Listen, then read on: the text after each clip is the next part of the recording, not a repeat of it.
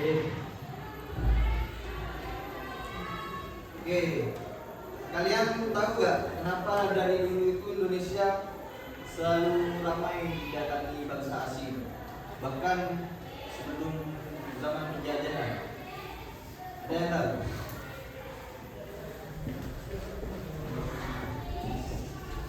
Di buku paket sekarang halaman Saatnya jangan keluar duluan. It's time to begin the second lesson.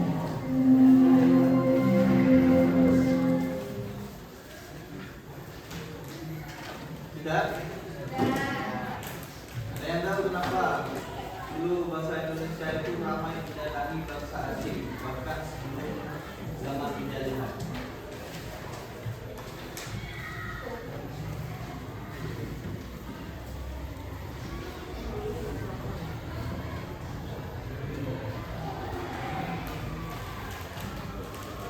Ada yang tahu?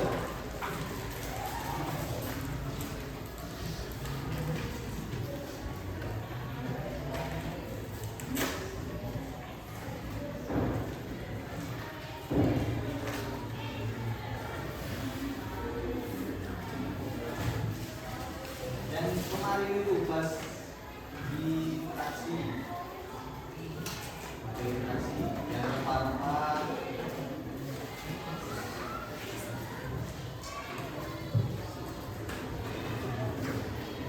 Indonesia itu banyak didatangi bangsa asing karena kondisi geografisnya.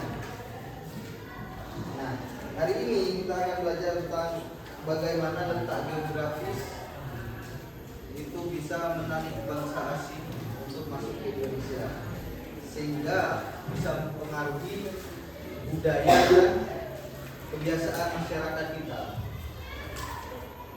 Oke,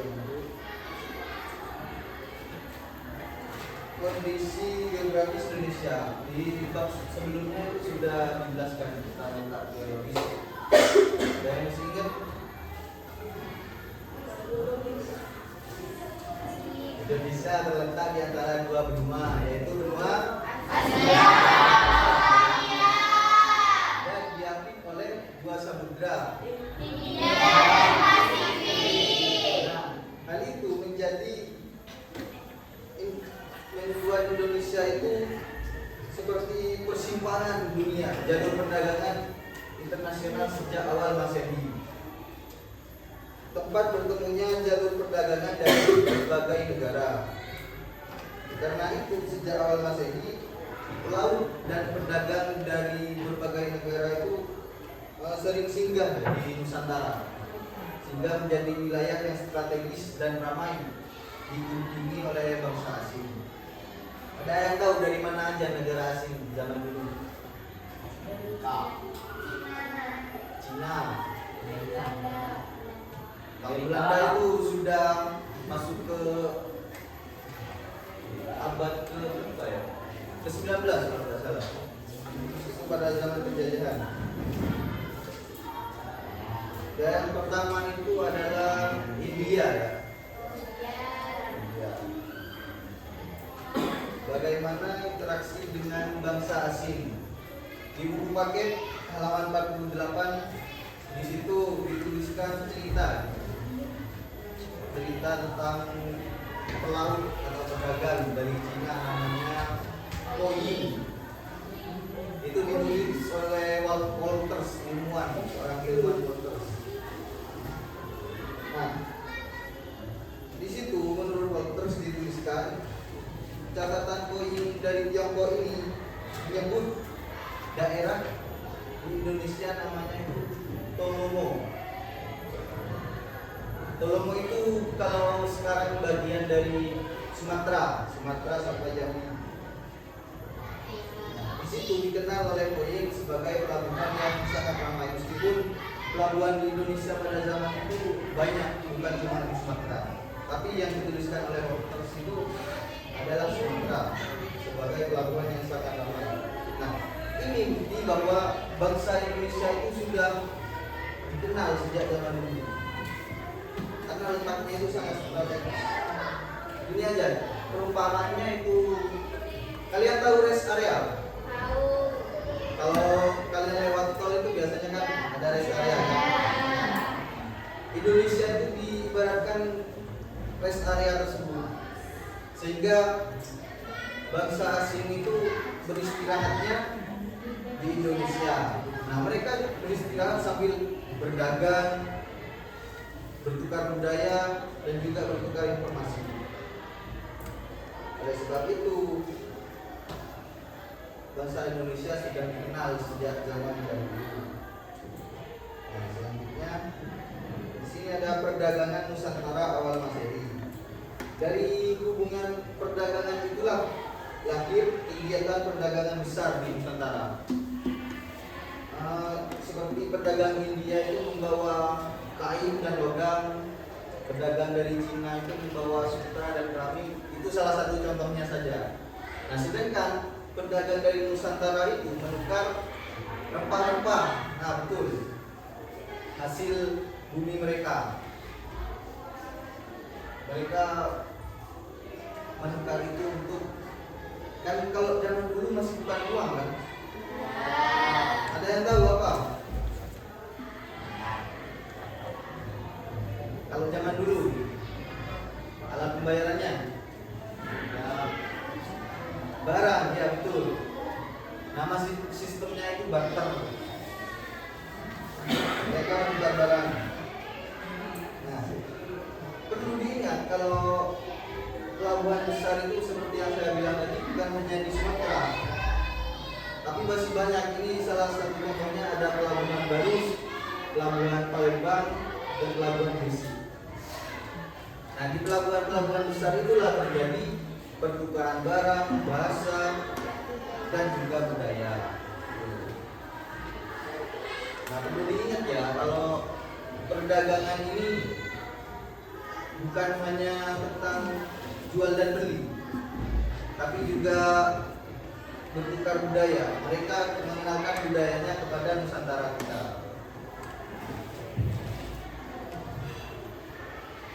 Selanjutnya itu adalah masuknya agama dan kebudayaan Buddha. Kalau dikenal agama-agama lain itu merekrut orang lain itu masuk ke agamanya dengan orang. Beda kalau dari Buddha ini yang masuk ke Indonesia. Mereka masuk secara damai lewat perdagangan tadi dan juga hubungan budaya. Nah, Hindu Buddha ini dibawa oleh pedagang dan Brahmana dari India. Kalau kalian tahu itu di India, kalau Hindu Buddha itu ada namanya sistem kasta. Yang pertama itu adalah Brahmana. Brahmana ini adalah pemuka agama. Ya, kalau dalam Islam itu kiai. Kalau dalam Kristen itu adalah pendeta atau pastor. Nah, yang kedua ini dari pedagang. Pedagang ini nama kastanya kalau nggak salah Moisya. Nah, itu adalah kasta dari pedagang ini. Mereka membawa budayanya ke Nusantara ini, sehingga di situ terjadi yang namanya akulturasi budaya lokal dan India. Akulturasi itu adalah perpaduan antara budaya lokal dan budaya dari asing. Nah, buktinya apa kalau Hindu Buddha ini dibawa oleh bangsa India? Itu ada bukti peninggalannya. Yang pertama itu adalah prasasti. Kalian tahu prasasti ya, batu itu yang ditulis? Itu buktinya. Terus kalau dari bangunan ada Candi Borobudur, Candi Prambanan, itu adalah salah satu bukti. Perlu diingat juga ya, kalau budaya luar itu tidak harus menghapus budaya lokal, tapi memperkaya dan memperkuatnya, yaitu dengan akulturasi tadi, perpaduan.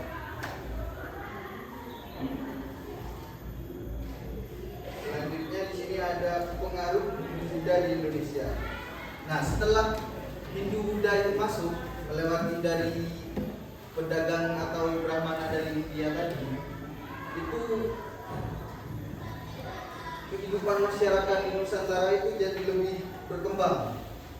Mereka jadi lebih mengetahui teknologi, sehingga masyarakatnya itu berkembang pesat. Seperti contohnya itu yang pertama, pengaruhnya itu adalah munculnya sistem kerajaan. Nah, di sini adalah salah satu contoh kerajaan-kerajaan yang dipengaruhi oleh Hindu Buddha di Indonesia, yaitu Kerajaan Bintan, Kerajaan Tarumanegara, dan Kerajaan Sriwijaya. Terus bukti keduanya itu bahwa pengaruh Hindu Buddha masuk ke Indonesia adalah penggunaan aksara Pallava dan bahasa Sanskerta. Kalau kalian tahu yang saya bilang tadi, prasasti itu menggunakan aksara Pallava ya, dan bahasa Sanskerta. Ada yang bisa baca. Kalau kalian nanti lanjut ke ilmu sejarah di perkuliahan, itu nanti kalian akan dipelajari tentang aksara Pallava dan bahasa Sanskerta itu. Nah, yang ketiga itu adalah berkembangnya seni pahat dan arsitektur. Contohnya apa? Candi tadi, seperti Candi Borobudur, Candi Prambanan. Nah, itu dibawa oleh pengaruh Hindu Buddha dari India.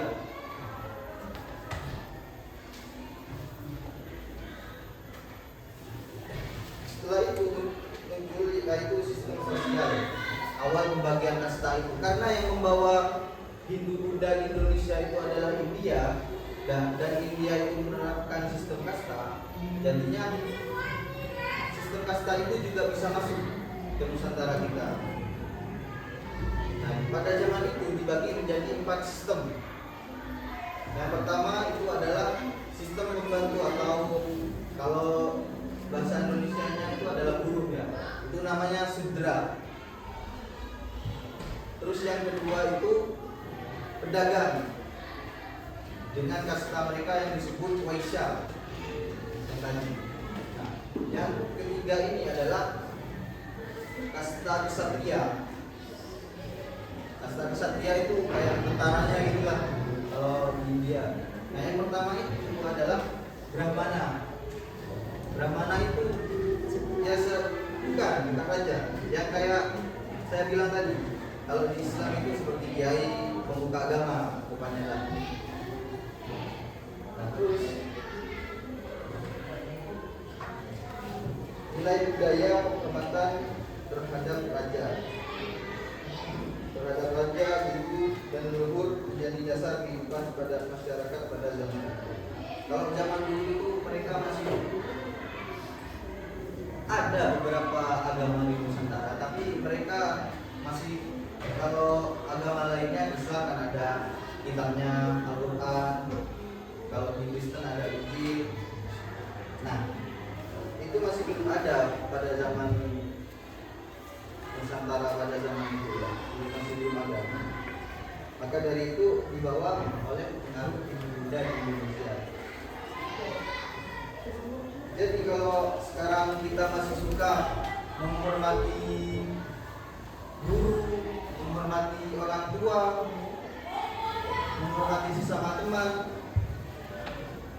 itu adalah peninggalan budaya dari bangsa asing yang tidak boleh dihapuskan. Karena apa? Budaya lokal itu tidak boleh hilang, dan kita juga harus terbuka terhadap budaya dari luar, agar apa? Masyarakat kita ini masih bisa berkembang seperti itu. Nah, ada pertanyaan? Ya, apa? Kalau sekarang Indonesia sedang berinteraksi dengan bangsa asing, apakah itu bisa dilanjutkan dari interaksi zaman dulu? Ya, benar. Itu lanjutannya dari interaksi zaman dulu. Interaksi antar bangsa itu sudah menjadi kayak apa ya? Sejarah panjang. Kalau dulu kita berinteraksi dengan cara berdagang, melalui pelayanan. Nah, kalau sekarang itu kita berinteraksi dengan yang pertama itu ada teknologi. Teknologi itu meliputi seperti mesti kalian juga main sosmed.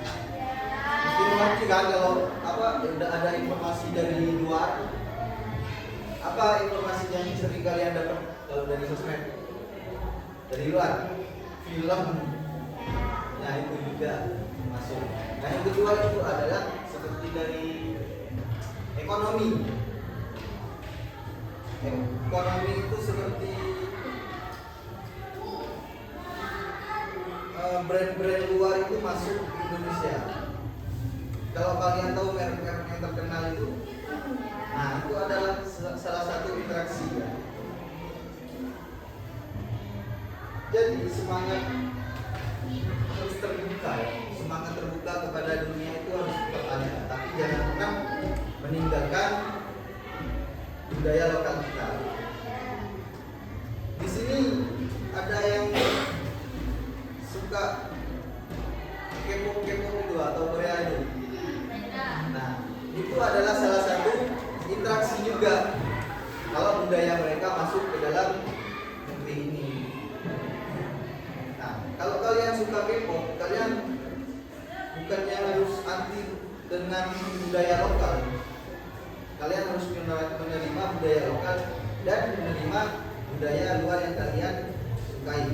Begitu juga dengan kalian yang menerima budaya lokal, tapi harus tetap terbuka terhadap budaya dari luar. Kalau zaman sekarang itu bahasanya agar kalian itu tidak update. Tidak update. Ada lagi pertanyaan? Ya, apa? Kenapa agama Hindu dan Islam masuk lebih dulu daripada Islam atau Islam? Karena apa ya? Hindu Buddha itu masuk lebih dulu. Yang pertama itu seperti yang saya bilang pertama tadi. Karena bangsa India itu masuk lebih dulu ke Nusantara. Ya, karena masuk lebih dulu ke Nusantara. Bahasa India itu lebih, kalau nggak salah pada abad 1 awal Masehi kalau nggak salah. Sedangkan kalau agama Islam itu yang pernah saya baca kalau nggak salah abad ke-13, sangat jauh, jaraknya sangat jauh. Karena itu di Indonesia itu masih lebih terkenal kerajaan-kerajaan dari Hindu Buddha. Paham? Ada yang tanya kenapa dari mana Islam itu masuk? Kan ini Islam semua. Pasti tahu kan dari mana?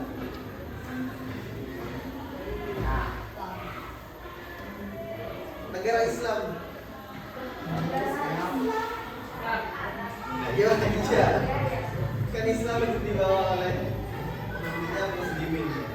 Dan negara Islam itu Arab dan yang besar dulu juga dari Gujarat kalau nggak salah. Bisa kalian search ini. Paham? Terus ada pertanyaan lagi? Nah. Coba. Novel. Apa Novel? Kalau dulu bisa asing karena sama sekarang masih ada yang lain, negara lain tertarik dengan Indonesia. Kalau bangsa asing tertarik dengan Indonesia pada zaman ini. Kalau dulu kan bangsa asing itu tertarik karena Indonesia memiliki rempah-rempah. Nah, kalau sekarang itu bisa diekspor. Nah, zaman sekarang kenapa bangsa asing itu masih tertarik? Masih tentu ada. Karena apa? Sumber daya alam di Indonesia itu masih sangat besar. Contohnya itu adalah tambang-tambang. Ada yang tahu tambang apa? Tambang emas, tambang nikel, batu bara, tambang minyak. Nah, itu adalah salah satu contoh kalau pada zaman ini bangsa asing masih tertarik kepada Indonesia karena sumber daya alamnya yang luas dan juga hasil lautnya itu beragam karena Indonesia itu negara kepulauan maritim. Oleh sebab itulah kenapa kalau dari segi ekosistem laut bangsa asing tertarik karena beragamannya. Nah, yang tidak bisa dipungkiri, Indonesia itu letaknya masih strategis. Gak mungkin lah kalau Indonesia itu dari benua Asia Australia pindah ke benua Afrika. Gempa besar yang ada. Paham, Nawal? Tadi itu karena apa, Nawal? Karena sumber daya alam kita masih banyak. Kalau dengar pepatah itu dulu, kayu dan batu jadi tanaman, itu menggambarkan kalau sumber daya alam kita itu sangat tinggi, sangat luas. Sehingga ada pepatah yang namanya yang disebutkan kayu dan batu itu menjadi tanaman. Karena sumber daya alam kita sangat luas. Nah, paham Bapak? Ada pertanyaan lagi? Ada lagi? Jadi apa yang kita pelajari hari ini?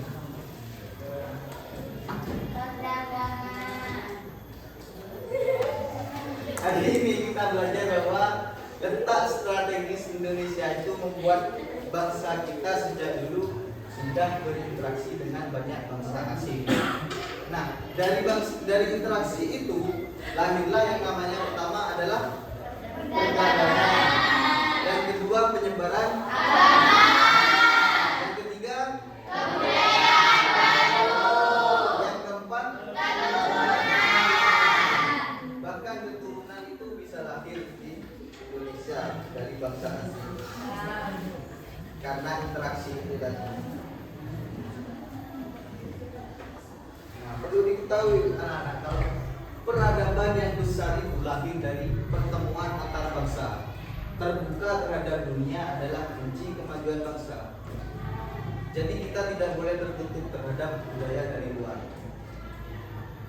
Tapi tidak boleh juga menghapuskan budaya lokal atau budaya asli kita. Karena budaya lokal itu sudah menjadi ikon. Kalau kita menghapuskan budaya lokal kita, bukannya bangsa ini tidak punya jadi.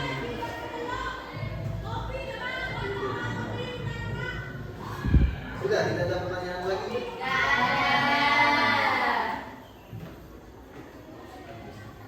Ya, terima kasih kalau gitu ya. Saya tutup. Semoga sejarah ini bisa untuk belajar, untuk kita selalu terbuka terhadap budaya luar dan tidak menghapuskan budaya asli kita. Nah, cukup sekian, terima kasih pelajaran hari ini. Semoga bermanfaat dan barokah.